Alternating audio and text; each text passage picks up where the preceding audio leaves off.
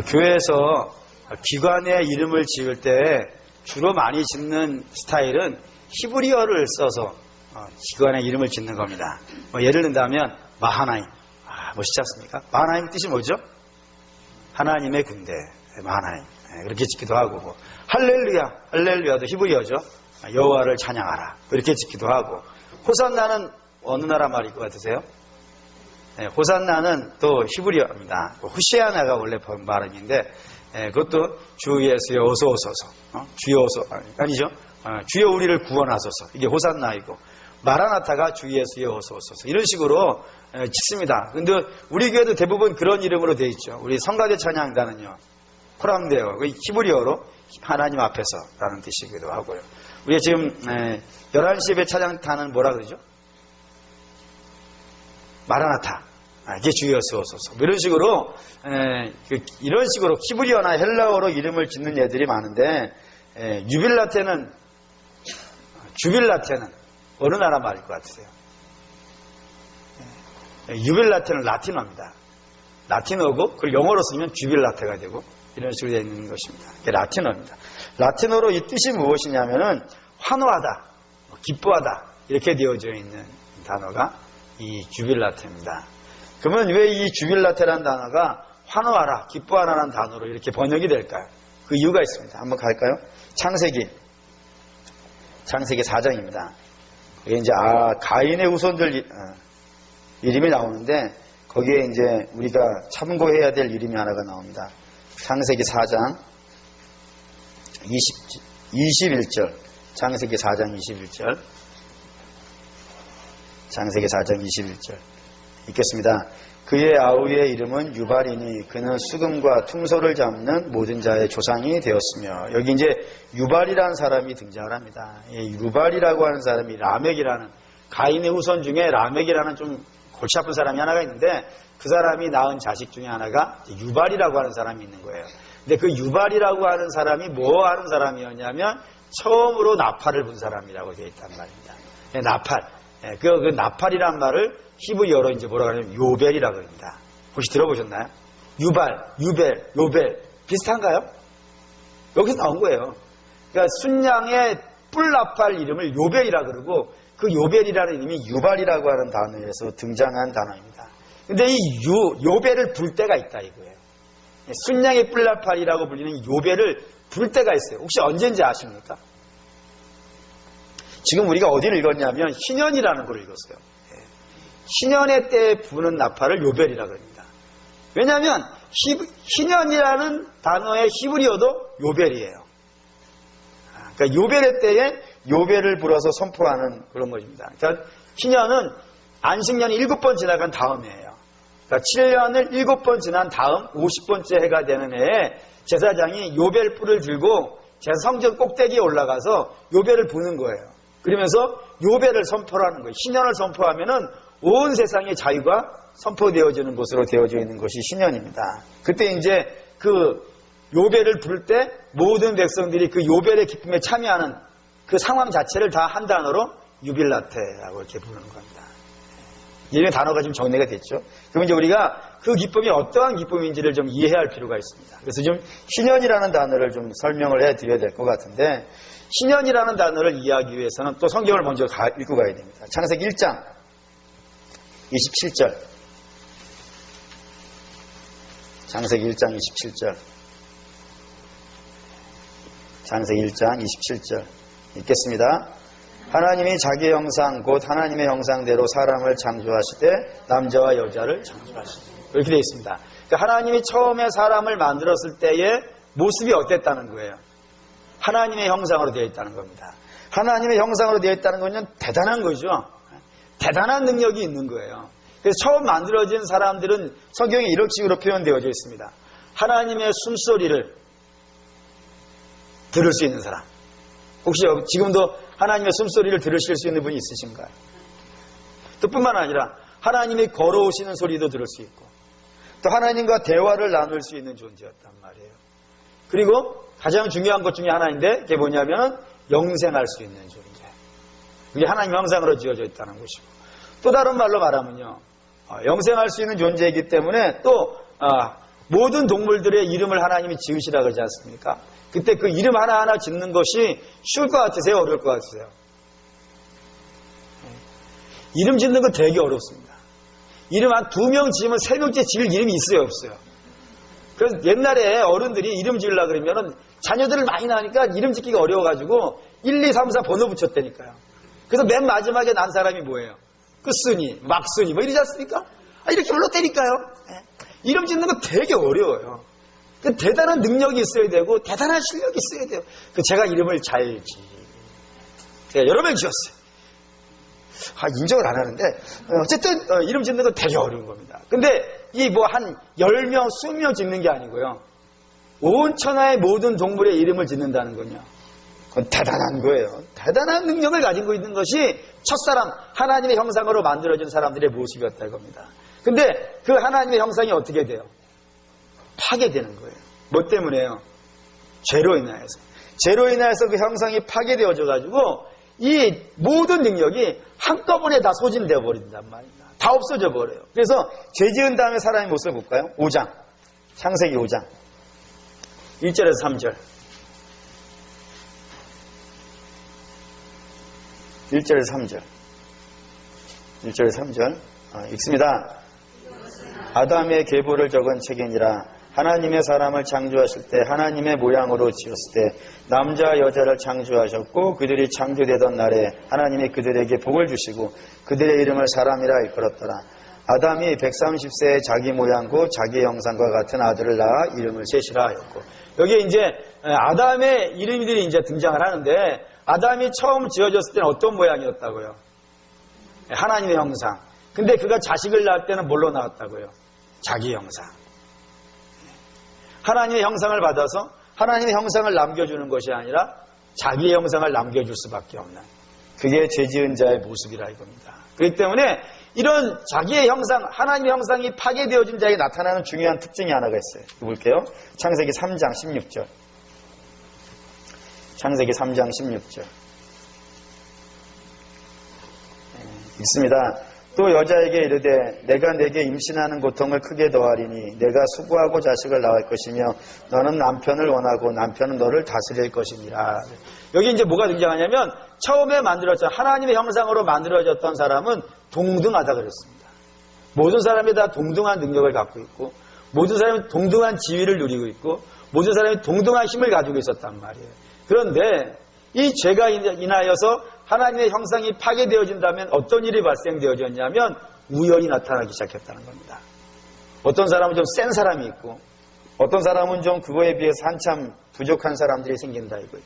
그래서 똑같이 출발을 시키잖아요. 옛날에는 하나님 형상을 다 가지고 있었을 때는 여기서 100m 달리기를 하는 거예요. 그래서 빵 하고 총을 쏘면 두 사람이 막 달려가서 100m예요. 똑같이 들어간다 이거예요. 근데 그 뒤부터는요. 죄로 인해서 하나님의 형상이 파괴되어진다부터는 똑같은 출발선에서 출발을 시켜도 들어오는 건요. 순서가 되게 생긴단 말이에요. 우열이 생긴다고요. 그래서 이런 거 우리가 주변에서 굉장히 많이 봐요. 예를 들어 초등학교에 1학년 입학을 시킬 때는 다 거기서 거기 아닙니까? 다 거기서 거기예요. 거기서 출발을 시켜가지고 똑같은 걸 배우죠. 저는 A 선생님에게 배우고 옆에 있는 친구는 B 선생님에게 배운 게 아니라 한 반에 있는 아이들은요. 똑같이 배우잖아요. 아침에 똑같이 출근하지 않죠. 똑같이 등교를 하고 똑같이 생각나는 다 학교 졸업한 지 오래돼가지고 퇴근밖에 기억이 안 나네. 똑같이 하교를 하고 이렇게 똑같이 배우고 똑같이 하교하고 똑같은 밥을 먹는다고요. 똑같이 급식도 똑같이 하잖아요. 근데도 불구하고 시험 보면요. 다 달라요. 그리고 맨 6학기 졸업하면은 어떤 학생은 좀 잘하는 학생이 생기고 어떤 학생은 좀 못하는 학생이 생긴단 말입니다. 그래서 우연히 나눠져가지고 결국에는 굉장히 골치 아픈 일이 발생이 생기게 돼요. 그게 본인의 능력 때문일 수도 있어요. 본인이 열심히 노력을 안 해가지고 그럴 수도 있어요. 근데 열심히 노력해도 안 되는 경우도요. 우리 주변에서는 자주 본다고요. 우연히 발생되기 때문에 그렇습니다. 없을 때는 문제가 안 돼요. 아무도 안 배웠을 때는 2살, 1살 이럴 때는 아무것도 안 배우잖아요. 그때는 아무것도 문제가 안 된단 말이에요. 근데 이게 언제부터 문제가 되냐면 지식을 갖기 시작하고 뭔가를 갖기 시작한 다음부터 우열의 경쟁이 발생이 된다 이겁니다. 이게 이스라엘에게 심각한 문제가 되는 거예요. 이게 왜 이스라엘에게 심각한 문제가 되냐면 이스라엘이라는 나라만 온 세계에 있는 모든 민족들 중에서 땅을 차지하는 방식이 독특해요. 이 땅에 있는 모든 사람들이 어떤 민족이 하나가 땅을 차지할 때 어떻게 차지하냐면 처음에는 몇 명이 가요, 몇 명이. 몇 명이 가가지고 거기에 정착하고 사는 거예요. 정착하고 살다가 그 땅이 좋다라는 소문이 나면요. 사람들이 모여드는 거예요. 뭐 미국 같은 경우는 골드러시라 그러죠. 처음에 동부지방에 살던 사람이 서부지역에 가서 살았더니 거기에 뭐 금이 발견됐더라. 그런 소식을 듣고 동부지방에 살고 있는 사람들이 막 마차 타고 총 차고 막 오잖아요. 이게 골드러시예요. 서부 영화는 골드러시 시대에 만들어진 거거든요. 그런 식으로 막 찾아오게 되는 것인데 이스라엘이라는 나라만큼은 그런 식으로 땅을 정착하는 것이 아니라 모든 이스라엘 백성들이 하나도 땅이 없었단 말이에요. 하나도 땅이 없고 아무것도 가진 게 없었단 말이에요. 그런 사람이 일거에 동시에요. 요단강을 들어가는 거예요. 요단강을 넘어가가지고 동시에 그 땅을 다 차지하는 거예요. 그리고 동시에 다 차지한 땅을 사람의 능력에 따라서 어떤 사람은 장군은 많이 갖고 뭐 대신은 많이 갖고 또 실력 없는 사람 조금 갖고 그런 것이 아니고요. 똑같이 다 나눠 갖는 거예요. 똑같이. 열이면 10사람이 다 똑같이 갖는다고요. 그러면 똑같이 가졌으니까 1년 지나고 나면 추수가 어떻게 되겠어요? 똑같이 나와야 되잖아요. 똑같은 땅을 똑같이 나눠가지고 똑같이 탄단 말이에요. 똑같이 일하고. 그러면 연말에 추수감사절 될 때는 예를 들어 한 100가마 정도를 얻을 수 있는 땅을 받았으면 1년 지나면요. 어떻게 돼야 되는 거예요? 100가마를 다 거둬야 되잖아요. 근데 그렇게 돼요? 안 돼요? 그게 안 되더라 이거예요. 어떤 사람은요. 물을 주는 방식이 좀 다를 수 있고 어떤 사람은 더 많이 나가서 피를 뽑기도 하고 어떤 사람은 뭐 비료도 더 잘 주기도 하고 어떤 사람은 시적절하게 저 물 주는 것도 배웠어요. 물 주는 것도 그냥 뒤틀린 대로 가서 부어주는 게 아니고 부어주는 때가 있더라 이거예요. 저도 알았다니까요. 적게 비료를 준다고 해가지고 아무 때나 막 퍼주면 마음 같아서는 어때요? 뭐 이렇게 예를 들어 고추 하나 씹어놓고 나는 마음이 좋은 사람이야 해가지고 고추 밭에다가 한 포기에다가 비료를 한 박스씩 부어봐요. 그거 어떻게 되겠어요? 진짜요? 아유 앉아버리군요. 적당하게 주면요. 물을 계속 부어주는 24시간 부어주는 거예요. 한 달 동안. 어떻게 되겠어요? 아예 앉아버리군요. 달라지는 거예요. 그러니까 가서 물 주는 방식에 따라 거름 주시는 방식에 따라 뭐 어쨌든 여러 가지 방식에 따라서 1년 지나고 나니까 어떤 사람은 2배, 3배 거두는 사람이 있고 어떤 사람은 100%를 못 얻고 뭐 50% 항상 적자를 남기는 부분이 생기더라 이거예요. 근데 이게 첫 해는 문제가 안 되는데 그 시간들이 계속 반복되어지면요. 2배, 3배 거두시는 분이 10년, 20년 그렇게 거두기 시작하면요. 그리고 반밖에 못 거두는 사람이 1년, 2년, 3년 지나가다 보면 문제가 되기 시작하는 거예요. 아무것도 없었을 때 이런 싸움이 안 생긴다니까요. 이스라엘이 광야에 있을 때는 더 가진 사람도 없고 덜 가진 사람도 없었단 말이에요. 근데 가나안에 들어갔더니 그래서 땅을 나눠줬더니 그것이 분쟁의 씨앗이 되는 거예요. 어떤 사람은 더 많이 갖게 되어지고 어떤 사람은 덜 갖게 되어지고 덜 갖게 되는 사람은 결국에는 자꾸 빚을 지게 되잖아요. 빚을 지게 되다 보면 결국에는 어떤 일이 발생되겠어요? 자기 땅을 운용할 수 없게 되어진단 말입니다. 그래서 결국에는 그 땅을 팔아야 되는 일들이 그걸 팔지 않고서는 오늘 먹을 것을 얻을 수 없는 그런 일들이 발생이 된다 이거예요. 그러니까 하나님 이걸 해결하셔야 되는 거예요. 이걸 해결되어지지 않으면 천국에서는 하늘나라에서는 이런 일이 발생되지 않아요. 천국에서는 이런 일이 발생되지 않지만 이 땅에서는 발생이 된단 말이에요. 이 땅에서는 어떤 형식이 되든지 어떤 분은 더 많이 가질 수밖에 없는 상황이 되어지고 어떤 분은 좀 덜 가질 수밖에 없는 상황들이 발생되어진단 말입니다. 그래가지고 빚을 질 수밖에 없고 그 빚이 과도하다 보면은 결국에는 그 땅을 처분하지 않고서는 오늘을 살 수 없는 일이 발생이 된다 이겁니다. 그래서 하나님은 특단의 대책을 세우신 거예요. 그게 뭐냐면 이제 희년입니다. 희년은 이런 겁니다. 50년째가 되는 때예요. 땅을 돌려받는 거예요. 땅을 돌려받는 거예요. 이 어떤 원리에서 되는 것이냐면은, 땅을 줄 때, 땅을 팔을 때, 땅 소유권을 넘기지 못하게 돼 있어요. 이스라엘의 법이에요. 소유권을 넘기지 못하고 뭐만 넘기는 거예요? 경작권만 주는 거예요. 돌려주는 거예요. 그래서 한 밭에서 한 100포기 정도, 100가마 정도를 거둘 수 있는 것이라면 팔 때 한 80가마 정도를 값을 받고 넘겨주는 거예요. 그게 1년치예요. 1년치.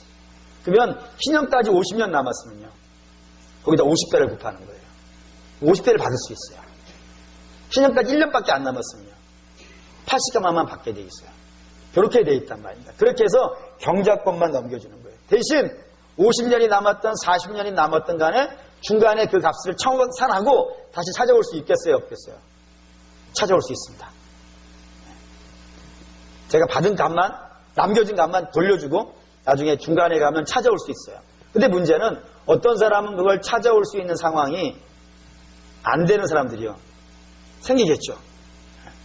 모든 사람의 능력이 다르고 아무것도 할 수 없는 사람도 있단 말이에요. 그래서 중간에 그 빚을 청산을 해야 되는데, 예를 들어 그 집안의 가장이 뭐 고혈압으로 넘어졌다든가, 그러면 받아올 수가 없잖아요. 갚을 수 있는 방법이 없으니까 그때는 이제 골치 아파지는 거예요. 한없이 기다려야 되는. 그런데 그때 이제 50년이 되어지면은 내가 능력이 없어도, 내가 실력이 없어도, 내가 빚을 갚을 수 없어도 그 값이요, 땅에 돌아오는 거예요.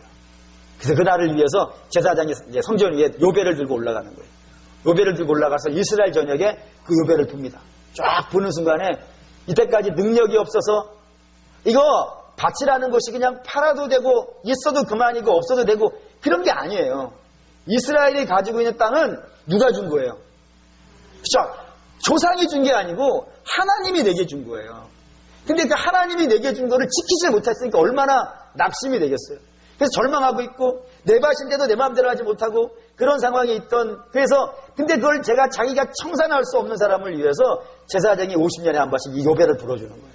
그러면 그 빼앗겼던 땅들이요 다 돌아오는 겁니다. 다 자기 거에 원래 돌아와서 그 돌아올 때의 기쁨을 요벨, 유빌라테라 그러는 거예요. 그 돌아왔을 때 내가 능력이 없어서 찾아올 수 없는 땅인데 그 땅을 하나님의 놀라운 은혜로 하나님이 그들에게 받아와서 다시 내게 돌려주는, 요게 희년의 유빌라테라 이겁니다. 근데 여러분 아시다시피, 알아야 되는, 이걸 아시다시피가 아니라 정말 알아야 돼요. 이게 뭐냐면 희년이라는 것은 단지 땅 거래하는 이야기가 아닌 거예요. 희년이라고 하는 건 뭐에 대한 이야기를 앞으로 올 이야기인데 구약의 백성들은 이걸로 연습을 하는 거예요. 신약에 나오는 이야기를 구약에서 연습을 하고 있는 거예요. 뭘 연습하고 있는 걸까요? 그게 구원이에요. 구원이에요. 구원이 바로 신년이라 합니다. 왜요? 우리는 죄에 의해서 팔린 자들이잖아요. 죄에 의해서 팔려서 우리의 소유권을 누가 갖고 있었냐면 죄가 갖고 있었고요. 사단이 가지고 있었고 죄가 가지고 있었어요. 그래서 죄가 우리를 막 휘두른단 말이에요. 요즘 간혹 이런 말 쓰지 않습니까? 내 마음 나도 몰라. 나는 안 하고 싶은데 어쩔 수가 없어. 이런 말이 나올 수밖에 없는 이유가 뭐냐면은 정말 안 하고 싶단 말이에요. 근데 죄가 우리를 휘둘러요. 평소에는 아무 문제 없었는데 뭔가 상황만 발생되어지면 문제가 발생이 되는 거예요. 그래서 거기에 항상 끌려다닐 수밖에 없고 거기에 무너질 수밖에 없고 죄의 종로로 타고 죽음의 종로로 탈 수밖에 없는 그런 것이 우리였단 말입니다. 그래서 여기서 해결되려면 이 죄의 값을요 지불하고 찾아와야 되는 거예요. 근데 아무도 언제까지요? 죽을 때까지 그의 죄의 값을요 지불할 능력이 없는 거예요. 죽어야 끝나는 거예요. 그러면 죽으면 죄의 값이 청산되긴 하죠. 청산되긴 하지만 문제가 뭐예요? 나는 이미 없는 거예요. 나는 이미 사라져버린 거예요. 그건 청산이 된 거예요? 안 된 거예요? 안 된 거죠, 그게. 없어져 버린 거니까. 그래서 늘 이 자기의 힘으로 밭을 찾아올 수 없고 구원을 찾아올 수 없는 사람에게 여러분 이 모든 것들은 낙심이 되어진다 이겁니다. 실망이 되어지고요. 좌절이 되는 거예요. 항상 그래서 우리는 죄 앞에 좌절할 수밖에 없고 사망 앞에 실망할 수밖에 없고 그런 것들에 대해서 고난받을 수밖에 없는 그런 자들이라 이겁니다. 근데 하나님이 요배를 불어주시는 거예요. 그게 십자가입니다. 예. 그 요배를 불어주시는 거예요. 우리의 값을 우리가 지불할 수 없으니까 하나님이 친히 꼭대기에 올라가서 높은 데에 올라가서 그 십자가 위에서 모든 나라에게 온 열방에 당신의 백성들의 그 죄값을요 내가 지불했다, 내가 청산했다라고 불러주는 나팔이 요벨이고 그게 십자가의 나팔이라 이겁니다. 그 나팔이 불려지는 거예요. 그러면 그 나팔 소리를 듣는 사람들은 다 어떻게 되는 거예요? 유빌라트가 되는 거예요. 그 기쁨이 충만해지는 거예요. 우리가 만들어낸 기쁨이 아니라 하나님이 우리에게 선물로 주신 이 기쁨이 선포되어지는 것이 유빌라트라 이겁니다. 그래서 유빌라트 주간 예배를 드린다 그러길래 하나님께 기도하는데 이 장면이 떠오르는 거예요. 우리 찬양단이, 이 금요일 밤 찬양단이 이 구원의 기쁨을 모든 성도들에게 선포해 줄 수 있는 찬양단이 되어지면 얼마나 좋을까. 다른 말 하지 말고, 다른 이야기 하지 말고, 하나님의 그 구원의 이야기, 그 신비하고 놀라운 제사함의 이야기, 그런 것들이 막 노래로 선포되어지는 거예요. 노래로 선포되어지니까 그 찬양단과 함께 예배드리는 자들은 구원의 기쁨이 자기 안에서 막 넘치는 거예요. 그래서 구원의 기쁨이 넘쳐가지고 어쩔 수가 없어가지고 일어나는 거예요. 할렐루야 이야기 아십니까? 핸델이 메시아를 작곡했지 않습니까? 메시아를 작곡한 메시아 사악장이 이제 할렐루야인데, 할렐루야 그러잖아요. 존 왕이, 처음에 그걸 들었던 사람이 존 왕이었어요. 영국의 존이라고 하는 왕이었었는데, 그분이 앞에서 이렇게 듣고 있었는 모양이에요. 그런데 그 귀에 할렐루야가 맺혀지기 시작한 거예요. 우리 주님이 우리를 구원하셨다. 우리 하나님을 찬양하자고. 그 이야기에 왕이 펄떡 일어난 거예요.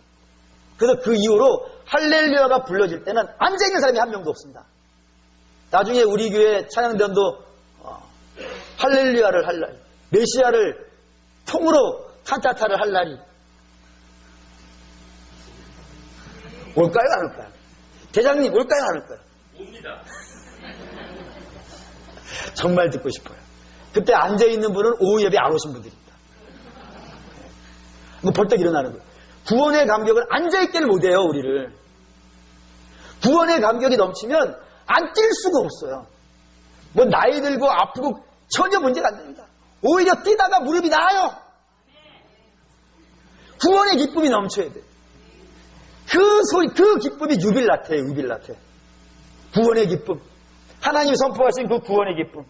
모든 성도들이 영적으로 잠들어 있을 그때에 우리 찬양단이, 유빌라트 찬양단이 구원의 이야기를 노래로 선포를 하면 그 잠자던 심령들이 다 펄떡펄떡 일어나가지고 하나님 앞에 그 구원의 감격을 춤추고 뛰놀 수 있는 그런 찬양단이 되면 좋겠다.